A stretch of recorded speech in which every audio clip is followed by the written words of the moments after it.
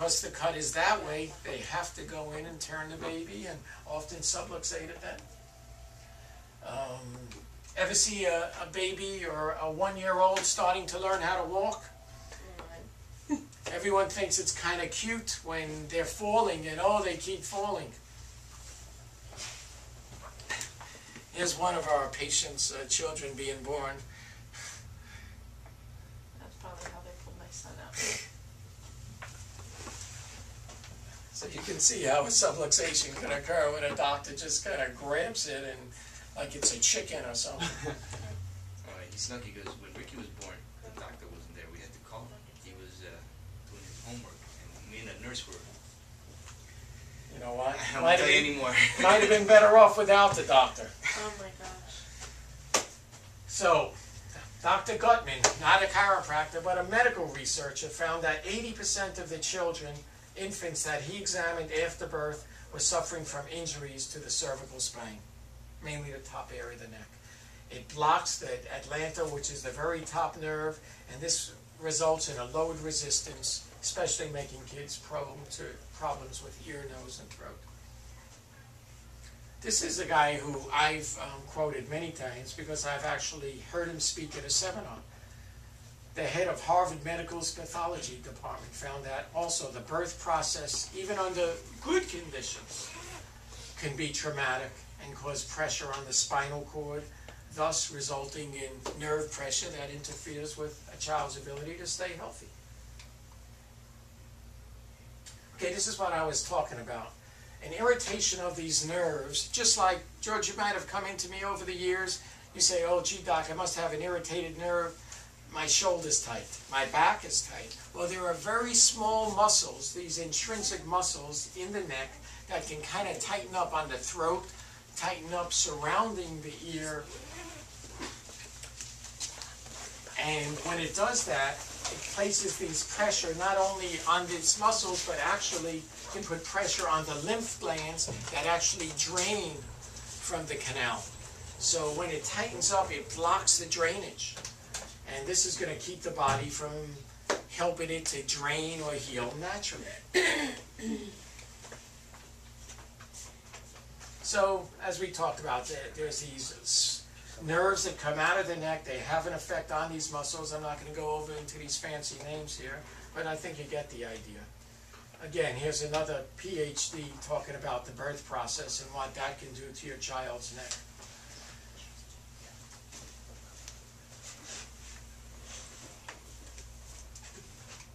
You can see there's so many different researches that have shown that the birth process or children just going through their first year of life can often create irritation on the neck that will then block the impulses that interfere with your child's immune system.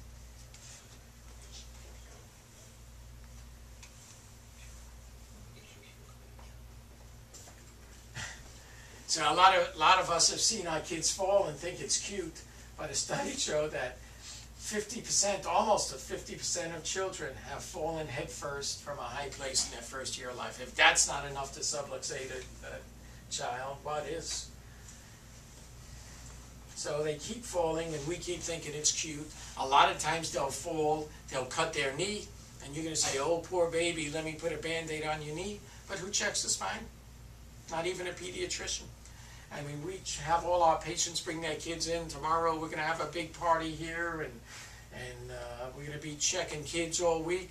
But we have patients that have brought their kids to a pediatrician from the time they're born, and if they didn't complain of back pain, the pediatrician would never check their spine.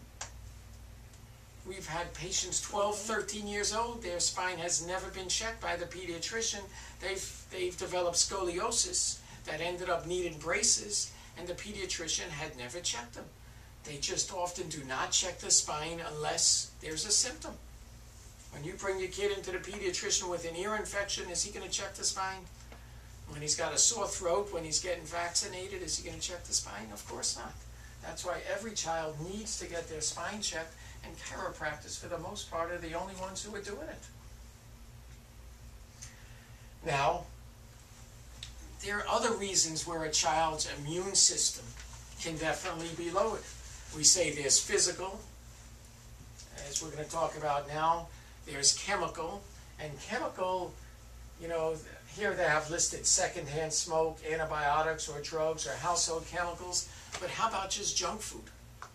How about just foods, as we're going to talk about, high in sugar content that are going to stress your kid's system and weaken their immune system also? So there's physical, there's chemical, you know, there certainly, you know, we have to watch. We all know the effects of secondhand smoke. We don't want any smoke being around kids. And how about the antibiotics, like I talked about, the amoxicillin? We keep giving our kids these antibiotics over and over again, and what it does is also destroy the good bacteria that's in their system that's responsible for that digestion and their immune system. There's some commercials on TV about yogurt, about how it helps build up the immune system, how there's a big part of the immune system is in the digestive system. Well, guess what those antibiotics are doing to that immune system? They're destroying our children's immune system. And we wonder why the kids are getting sick more often after they get antibiotics. Well, here's the reason. Researchers in the Netherlands found that repeated use of antibiotics to treat ear infections actually increases the risk of them coming back. So we're actually killing the bacteria, but also weakening the immune system. That's why they say, and we'll talk about it shortly, it's so important to restore the environment that the bacteria in, and probiotics is one way of doing it. 63% of children given amoxicillin will have it again. It's not the answer. That's from the Critical Journal. Okay, we talked about that. Here's a couple other chemical stresses that go into our body, things we may not think about, but actually when our kids get vaccinated. Now, just picture, you know, God gives us this perfect little baby, and we go in there and we say, hey, we got to worry about polio, because 40, 50 years ago it was a very common problem if kids did not get vaccinated. Of course, then we had other problems. We did not have the sanitation we have. We didn't have the antibiotics we have. So we go, when I was a child and I did get vaccinated, I had 8 vaccines. 8 of them. You know how many, any idea how many are there on now? 25 now. About 30. I went fine. 25. And they started 3 months. We just got the new ones, over 30 now. It's over 30. 30 by a year and a half, by 18 months, it's over 30. And we start doing it at 3 months. Do you know how long it takes for a child's immune system to really start building up? A year? About a year. That's why we think it's a great idea for moms to nurse for a year, because then they're getting some of mom's naturally. We start putting these vaccines in a child's body, and these vaccines, I can't, you should see the list of the different things that are in it. Mercury. Mouse's brain. Well, they've gotten most of the mercury out finally, but there's aluminum, which of course is a very common thing. Mouse's brain. I mean, they put all these things in, preservatives in, because they stay in a doctor's shelf for days, weeks, or months till he uses it. And all these things can have an effect on your child's immune system. It can weaken it. And when a child's immune system is weak, that's when they're going to get prone to get sick again. Most kids don't start getting sick until after they start getting their vaccines. You'll see the study shows that there's a big correlation. I mean, this little body is trying so hard to fight, to build up immunity against polio. It's just so unnatural.